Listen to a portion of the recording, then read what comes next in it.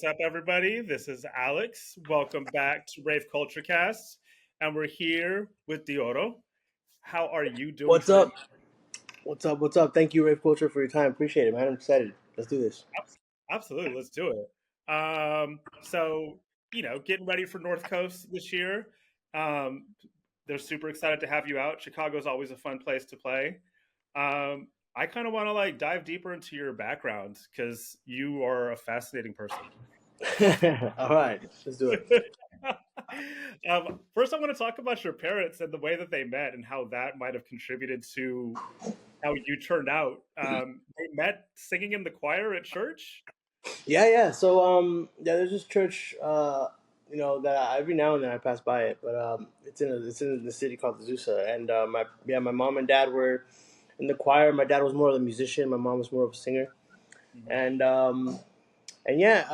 they met there, and they eventually got married. They had me, and then I grew up, with them still going to rehearsals and stuff, and I remember, the during church sessions and stuff, like instead of like the kids going to where like all the kids would go, like how they would take care of the kids and stuff, I would just stay in the Right. music room. I would just stay in the music room and play with all the instruments and stuff. I was more, I guess that had my curiosity, and ever since I was little, like before I can even remember, I can't even remember, so I kind of just grew into it. What kind of instruments were you playing? I wasn't really playing the instruments. I was just kind of messing around. But Yeah. the first instrument I picked up was the piano. It was the piano. My dad he would dabble in with obviously because he was in the choir and he rehearsed with everyone. And I would kind of watch him, and I would kind of just like kind of mess around with the piano, and that's kind of like what I picked up first. So your typical Yeah. twinkle twinkle little star melodies that I picked up first, and then that led into like chopsticks, and then like your like, bigger songs and stuff. Nice. Do you feel like that kind of musical creativity sets you up for what you're doing now? Were your parents supportive of you pursuing music? I definitely yes, 100%. Like my curiosity stayed in music, and my parents didn't. The thing is, music. Well, I never really saw it as like a hey, this is gonna be a thing. It was just Right. like a music is just like it's like I don't know. It was like having I don't know. It was like having like something on right there, just that I could always just if I ever get bored, I could just do that. You Right. know, and and yeah, so it was never really like a thing where I required support or support was needed or anything like that. It was just like a little hobby thing that was on the side, and that's how it was at first, Right. until things got serious a little later. Well, I mean, it was Plan B for you for a while too, right? You when you graduated, you went to college for something completely different. You had a different career path in mind. Yeah, you know what? I right after high school, or even in high school, I was volunteering. At some medical classes and stuff. I wanted to be my initial goal was to be a trauma surgeon, right? Wow. That was like the ultimate goal, like down the line. And for that, obviously, you need a lot of schooling. And I wasn't old enough to do schooling yet. I didn't actually go to college. I wasn't old enough for that. I knew that I could volunteer at a lot of these places. So basically, I was just showing up, and these places couldn't get rid of me. I was just like, I'm here. What do y'all need? And a lot of these places, I actually like found myself really comfortable in these places. They loved me. They would always have something for me to do. And I was basically collecting brownie points. And there was three locations. There was a convalescent home, which was like hospice. There was a retirement home, and then there was intercommunity hospital right there in Covina. And yeah, I would just show up, man. Just be like, "What's up, man? I'm here. You can't get rid of me. I'm, what do you guys need?" Until I turned 18, when I could ask for an application. But yeah, that was my route, And music was kind of like at the end of the night when I'd show up at home, and I was still pumping from the adrenaline from all day, and I would just kind of like just kind of like calm my nerves and make some music. When did you when did you realize that it was going to be like a career? DJing was kind of like yes, it was one of those side hustles until I was making music already that I was performing, I was playing, and Right. I think it was a song called Big Fat, and I think it was like right before I turned 19. It blew up in Australia. It blew up like literally like it was all over the radio, right? Like this Wow. random song from this kid that like isn't really an artist, but and it blew up, and then like there was this festival, and they booked me, and I played to close out right after Skrillex. Like it was like I was playing like 200 people shows here Yeah. to going to a 40,000 person festival. You know, and there's a video of it online. If you look up Big Fat Deorro, like Good Life Festival, you can tell that I'm not an artist, that I'm up there on stage because I have like my credentials and everything, and I'm like not even like I don't even look like some kind of artist. I look like some kid that got on stage, and and I remember I played Big Fat, and hearing the crowds like scream the words back to me, it was surreal. Like I couldn't fathom it in person, like right there and then. And when I came back to the States, I remember I came back that same night. I had a show, and it was like 200% capacity, little hall. I remember like, and people were like kind of like not really booing me, but kind of like already asking for the artist I was opening up for. You know, they kept shouting his name, and I was just like, it was like I barely started my set, and I was just like, dude, like let me do my set, you know.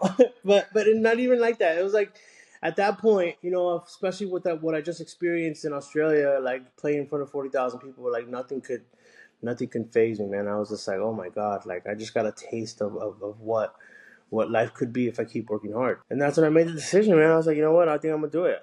I don't know what that was, but life kind of gave me a really unique sample, I guess you could say, of what I could have if I continue working hard. Like, I mean, how often do you get like a sample, a real life sample of something that big, you know? A wild and like unique leap from you playing 200-person shows here at in LA, jumping across halfway around the world, playing in front of tens of thousands of people, have them screaming your lyrics back to you of a song that you wrote, probably not thinking it was going to do anything, and then to come back and play another 200-person show right afterwards. That must have been just like this wild like Hmm. mind fuck moment. Yeah, I'm telling you, it was like I got a taste of it. Like life was just like, oh, here, check it out. Like this is what you could have. It was like, and that's the way I saw it. Yeah, You know, that's the way I saw it. That's the way I took it. I accepted. I was like, I'm down. You know, like let's do it. I was like, bet, let's fucking do it. You know, so I continued working hard, and you know, until I was playing those kind of shows over here. I love that. I love that story. I want to rewind a little bit before that because since you were already DJing, you were clearly already like in love with dance music. Do you know when it was that you actually fell in love with dance music? Like, do you? Yeah, man, definitely. This was my first rave. I remember. I guess, oh, man, I forgot what the name was, but it was just some underground. Like it was one of those like you got a text, and then you had to. They gave you this address, and then you met up with them in these alleys, and they picked you up in a van, and they took you to the rave. Yeah, You know, and definitely. I was definitely very sus. You know, I was like, oh, I don't know about this. You know, I'm scared, and but once I saw like other ravers and like I was just like, okay, cool, this is gonna be cool. I think it was called Elf's Playground or something like that. I forgot what it was called. But it turned out to be oh my god, it turned out to be incredible, man. Like I was just like, you know, it wasn't one of those times. I wasn't really into. I didn't really get to. Well, I didn't get to. I didn't really. I wasn't really into like taking like the the all the enhancers and stuff. You know, to make those kind of events more exciting. I was just more like again. I was already curious, so I didn't really need to. And I was just like fascinated by all the different people, the way they were dressed, the lights. And I remember it was like in a little tiny place. And I remember one of the stages was like in the hallway of this house or whatever. It was like in a closet, and like the DJ was in the closet, and then the hallway was a stage. It was just so small, but the speakers were huge, you know, and there was bumping. Everybody was just having a good time. And I remember I was just like, man, this is the vibe, bro. This is dope. It's different than what I was used to. You know, I was used to these house parties, and obviously like these other styles of music, and but electronic dance music was definitely something that I was like, this is new. This is so much fun. These parties are so much fun. It's like a secret society of people that like we don't talk about this, but like at night we all get together and we rave. You know, like it was just so much fun. Did you feel like you were immediately like brought into the community? 100%, man, 100%. And you know what? I wanted to be a part of it so bad. I remember when there was some events where I would leave and there was people outside handing flyers, you know, like for the next events, and I was just like, I want to help, you know, like how do I become a part of this? Like I want to be able to be a part of the events, you know, like I wanted to host it. I wanted to like be on the other side, you know, on speakers, not necessarily DJing, but just kind of like I want to be as involved as possible. And I remember some of the people would be like, "Oh, you want to have some flyers here?" They gave me boxes, I not knowing that I was supposed to be getting paid to promote.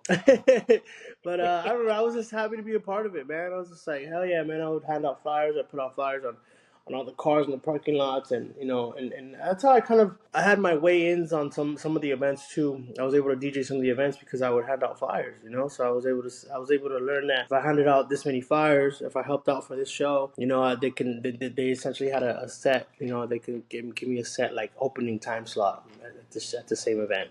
That's You like know? exactly how I got into things. Went Yeah, to first started going to parties in like the late '90s, and then asked some promoter like, "Hey, how do I get into this?" And they were like, "Here, and out some flyers, spread the you got an word. extra go out, and you can pass out more flyers." And it kind of just like ballooned from there. Spread the word, exactly, man. And yeah, and I remember I got really good at promoting too. I remember me and my buddy we were working for like six different companies, and we would hand out like probably like 10,000 flowers a night, and like we just had boxes, and like that really helped me get like when it came to like I remember I was playing for this a company out here called Fresh Entertainment, and those were like the biggest ones I was doing. I remember Fresh Entertainment. Do you remember that? Yeah, Yeah, Fresh, I dude, do. and yeah, I remember Fresh. They were so cool. The street team was amazing.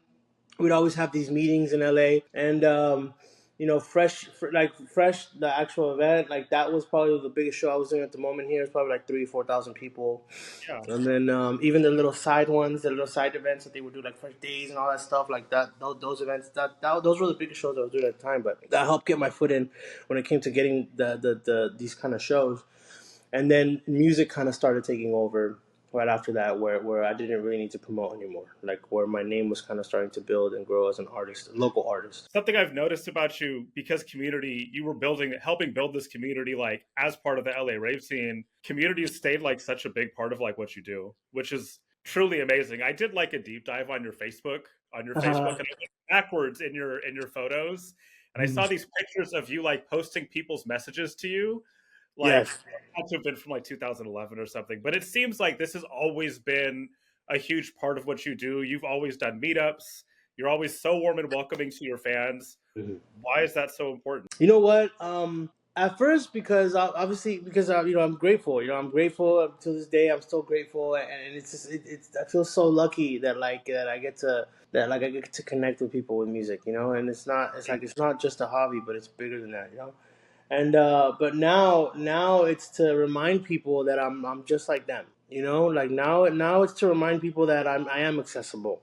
Just because I'm up on the speakers on these stages doesn't mean like you can't touch me, you can't access me, you can't talk to me. Like I like to remind people that like I totally am. Because I remember what it's like being on the other side of the speakers. I remember what it's like looking up at a DJ and seeing how it looks like we're all worshiping them. Like how it just looks like they're untouchable. And I kind of want to remind people that it's not really like that. I'm just like them.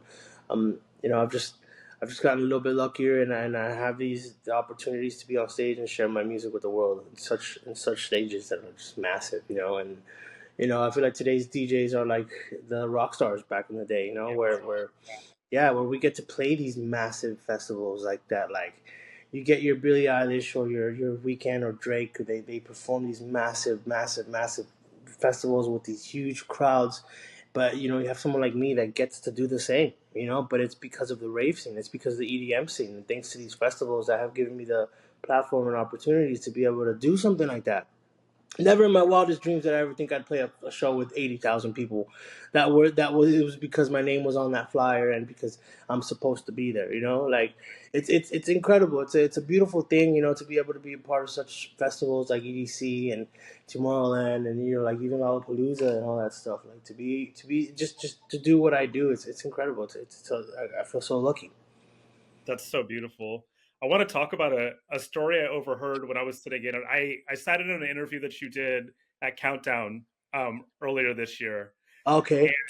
you were telling a story about how a big name DJ made you feel seen when you were still a raver, and how you kind of you've turned that around and done it as a way to connect with your audience even when you're on a large stage. Can you talk a little bit about that? Yes. Yes. Are you talking about Laidback Luke? Yeah. Yeah. Cool. Yeah. Yeah. So Yeah, Laidback Luke just from the beginning was always just so accessible. Like I could tweet him and he would reply. You know, Yeah, like it was something. I remember I would even ask my friends, like, "Hey, is it normal for someone like this to reply to you on Twitter?" And they were like, "No."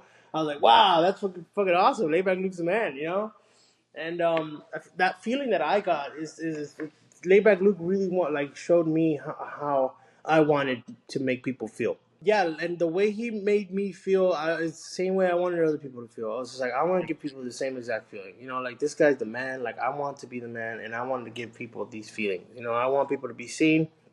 I want them to feel seen and like supported. So yeah, 100%, man. I remember I would tell him like, "Yeah, man, like you're the man. This is nice. He's like, thank you, bro." You know, and then later I was like, "Man, I should send him some music." You know, and he would guide me. He would definitely like give me a lot of advice and like tell me like, "Oh, this is great. You know, maybe turn this way, change this that." You know, like he would guide me, and like for a while, my goal was to make something that he would approve of. right. And not only did I make something that he approved of, but I made something that he would play. And I remember I was like in shock. He was just like, "Yeah, man, I would love to sign this to my label." And I was just like, "Wow, man, that really changed a lot of things for me." And yeah, that guy, even till this day, he's still a huge fan. He said he's always been a fan, and the love and support he's always given me has been tremendous.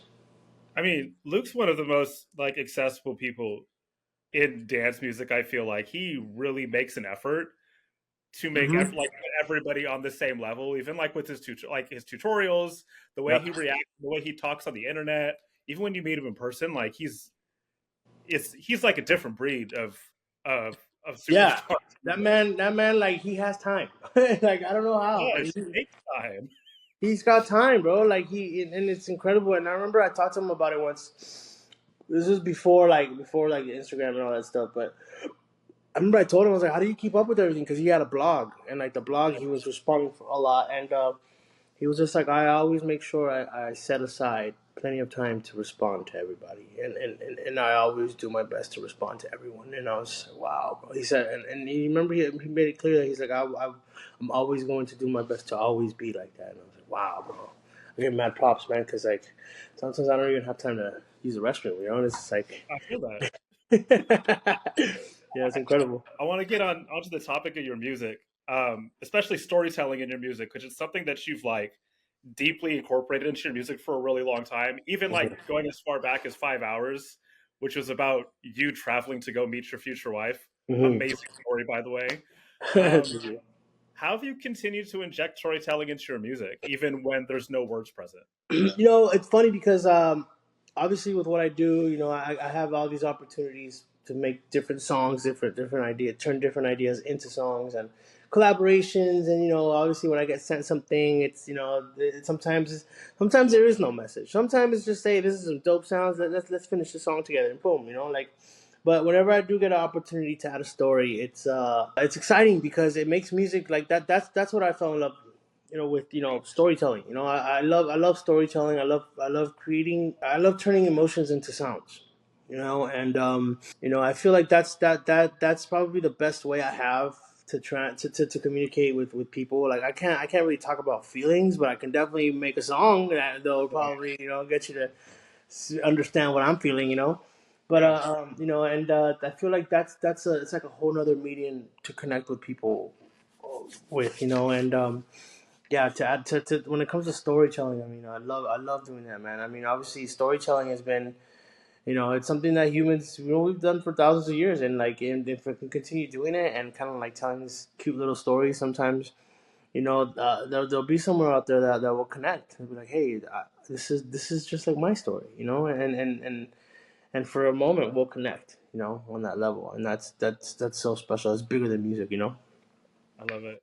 And on that topic, you've often had lots of other people to help you tell those stories. You collaborate a lot. Hmm. Um, and there's not a lot of, I mean, some artists are anti, some artists do it some, but you do it a lot. What's that magic that you get from collaboration that you don't get from working on your own? You know what? It's kind of like yeah. So when collaborations, the way I see it, it's like two worlds coming together, right? And Mhm. the best way to do it is to find the middle ground, where you get a little bit of both equally, but then you also find this new ground where it's like it doesn't exist, and now it does because these two worlds came together, and now there's a perfect blend of both worlds. And for that, I feel like some of my collaborations have been more than just the 3-4 minutes of the song that we ended up making. It's beyond that. I remember one of my biggest projects was a song that I have with this Mexican group called Tucanes de Tijuana, Mhm. and the song's called Yo Las Pongo. And it's a quick little song, probably 3 minutes, 3 minutes something. But to open it up and see how much work it really took. It took me. I mean, that song took me 4 years to make, and for good reason. Wow. Yeah, Why? for good. It took me 4 years, and for good reason. And I couldn't have done it any faster because I remember I was able to get a dinner with these guys, and because one of their marketing guy, he's more my age, and he Yeah. convinced them. It's like, hey, like Deorro, you guys should try working with him. Let's sit down. Let's see what ideas he has. So I was able to get a dinner with them, and I sat down with them. And obviously, these guys are from a different time. These guys are Yeah. from a different time, and they're forever living legends, right? They're going to, and they're going to be legends forever. They don't need to make new music. They're like, they're Yeah. already imprinted in history. They're legends, Yeah. and I can only imagine, right, like what it must seem like for like some DJ of these modern times to hit up this group from this different time and ask for a collab, a DJ, right? And but I remember I was sat down with them and I told them, hey, like like I'm not just the DJ. I'm a musician, and I do believe in I believe in them. I believe in the music. I believe in everything they've done, and I believe that we can give light to a whole new project that is still them, but also me. And I told them if they can trust me, and if they're willing to give me the opportunity, I told them they don't need to say yes, but if they will consider it, I Yeah. will I will go home and I will start my process of studying their music, right? Where I would listen to all their music, I would listen to everything, and zero in on the instruments and the structures and the patterns, and I actually learned so much just by studying their music, and I studied their music for like a year and a half. And I remember the thing that took me the longest was trying to figure out Mario Quintero's the main singer, and Yeah. and to figure out his guitar, and it took me forever to find out that it wasn't even a guitar. It was this instrument called the bajo sexto. And I remember I felt ready to start these ideas that I was going to I was going to it was my attempt to make the demo that I was going to send to them. I felt ready. Right. So that idea took a couple of attempts, and I mean each attempt is a whole studio session. So I remember like the morning that I finally came up with the final idea that I was gonna turn out to be the song. I remember I felt it right away. As soon as I made the drop, I was just like, "This is it. This is it. This is it." I could feel it, and I sent it to them, and they absolutely loved it. They thought it was amazing. I could tell that for the longest time they had no idea what I was gonna send them. They were just like, "What is this guy gonna do? Like like how are we gonna do this?" But once I sent them the idea, I could feel the energy that was like, "Whoa, okay, okay, let's do this." And such a surreal feeling, and it makes all that time that I invested in studying their music and all that, like it makes it so worth it. And I mean, and you listen to the song, it's so beautiful to hear that song not just played at house parties, but like at weddings, and like these special family moments where people create memories, and to be a part of something like that is such a beautiful thing, man. I mean, I hear so much in like what you're saying, not just about like this cross cultural collaboration that you've created with dance music and your own cultural music, but also the time invested in that, because people see the final product and they'll think, oh, this is just like every other song you did. It's dope. They're not thinking about all the time that went into it, and you spent the time like learning about the structure of this music just so you Yes, could do it justice. yes. And I don't think people don't consider that aspect of dance music Yeah, production. yeah. They You know just what? think They probably look at me. yeah, they probably look at me as someone that just went into the studio and was just like, boom, pulled it out of my ass. It's like, boom, here's this song. It's gonna be a hit. It's like, no, man. Like, I wish it was like that. And there are producers out there that can do it. There are some producers, Yeah. some heavy hitter producers that are incredible that could do it with even under all the pressure. But no, someone like me, it takes me time. But it's a way that works. And you know, it's a beautiful way, and I don't regret any of it. It's so much fun. I can't wait for the next collaboration. I'm ready to do rock en español. I'm ready to do reggae, to do ska. I love music in general, and I would love to have a deep dive in anything that comes to music that I love. Well, I think that's like super important too, because I mean, dance music pulls so much from itself, from each other. Like all the aspects of dance music within genres are like trance pulls from techno, techno pulls from trance, house pulls from drum and bass. Like all of this stuff is a meld. So it's nice to see somebody seriously thinking about how they can pull from the outside world into this world and kind of think of new ways to inject it other than just remixing the big songs that already exist within those genres, because we've Mm-hmm. seen that over and over again for years. I see what you're doing is actually like melding these two cultures. I mean, Yeah.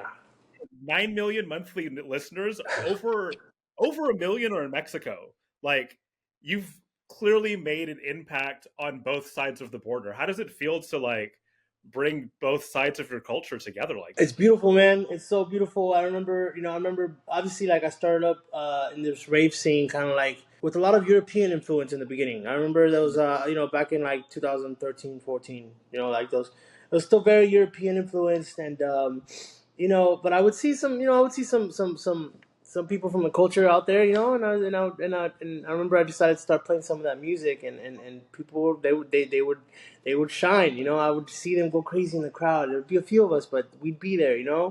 And I was like, hell yeah, dude! Like this, I'm gonna start doing this for my people that are in the crowd. And little by little, the people grew and grew, and it's a beautiful thing to see us all come together. Like my last EDC, it was so surreal. I remember me and my entire team. We were just like, I've never seen this many Mexican flags like this. It's just unreal how many Mexican flags came out, and it was such a beautiful thing, man. To see the culture come together and we celebrate such a beautiful thing through music. It's beautiful. I think it's beautiful too because we spent a lot of time in 2020 talking about like representation in dance music. And while there may not have been some like a lot of noticeable pushes forward, the fact that you're on stage in front of these many people and you've been given the space to do your thing says a lot about us paying some respect to the black and brown people Yes, that man. Yeah, definitely, man. like help create this culture to begin with. Oh yeah. Oh man. I always, you know what? I always tell Pasquale. I always tell him, bro. Like you have no idea, like the platform you've given me, and not just that, but like what it has allowed me to do for my people. And for us to be able to go to EDC and gather as a culture, like that's fucking badass, bro. It's a beautiful thing. I give my props to people at Pascal, Insomniac. Even Golden Voice has been doing so much Latin. It's a beautiful thing, man. It's badass, It is. exciting. It's so cool that you get to be a part of that. Like you're like a cultural ambassador for Mexico. It's amazing. Yeah, thank you. Absolutely. Um, so because I'm also a father, I always want to find out like how somebody like you manages to balance. You have more than one kid. I only have one, and I don't travel nearly as much as you do. So I always want to wonder, how do you balance family life and life on the road? And I know you have like a really supportive wife too. So Yeah. how do you make that happen? You know what? The support system I have around me is, I mean, I'm really lucky to have such a great support system. My wife, she's incredible. She's helped me out so much with my boys, and obviously, like, their moms. And she communicates with them very well. They have great relationships, and I'm lucky to have, you know, the moms of these boys that are very understanding of what I do. you Yeah. know, and they get it. You know, they get it. They've understood for a long time. Even the boys, they've understood since they were little. You know what I do and why it might be a little different with me. And Right. but I feel like, you know, them being able to look me up on YouTube or watch me live, you know, at some of these festivals, they'll be like, okay, like, you know, that's why he's not here. He's over there. You know, he's doing Yeah. this, and it's not just anything. I'm like in front of thousands of people, and they can see it happening. You know, and they get it. I mean, they obviously know that when I have time with them, that I want to be there. I want to be there, and you know, like I've always had these. I've always had extra rooms for them to have here in the house, and they're always welcome. And whenever I could have time with them, I'll take it. You know, anytime. It doesn't matter. And even with their moms, I remember, you know, we have schedules, but I told them that I don't fuck a schedule. You know, like how about like whenever you want them, whenever like you guys want the boys, you take them, and whenever I want them, you know, I'll take them. You know, let's just do it like that. You know, like let's just. And I've been lucky to have it like that. You know, whenever I get to see the boys, they'll give me the time to see them, and you know, and my wife Michelle will make sure to make that happen. You know, so that's again, I'm really lucky to have that kind of support system around me, and I get to see my boys as much as possible. What a blessing to have family that's willing to support support this like strange and wonderful thing that you get to Is do with that your life. yeah, it's 100%. Yeah, it's definitely unique, and you know, and I'm so glad that they understand it. You know, and you know, I'm not out here fucking around. I'm not wasting my time. I'm putting all the work in so we can, you know, I'll continue, you know, to put food on the table and stuff. 100%. I mean, you're just working. Exactly. Your job happens it just happens to occur in front of tens of thousands of people on a Exactly. Yeah. I always like to wrap things up by asking what excites you about the future of dance music. Oh man, I mean this whole path I'm doing right now, you know, it's kind of like it's I'm opening doors to like these new collaborations that I have that are like, you know, when you're making like something new, it's where you can't just go online and look up a song that reference it and like kind of like help you make it. It's like I'm kind of like I'm venturing into new grounds here, you know, and who knows what my next collaboration could spark.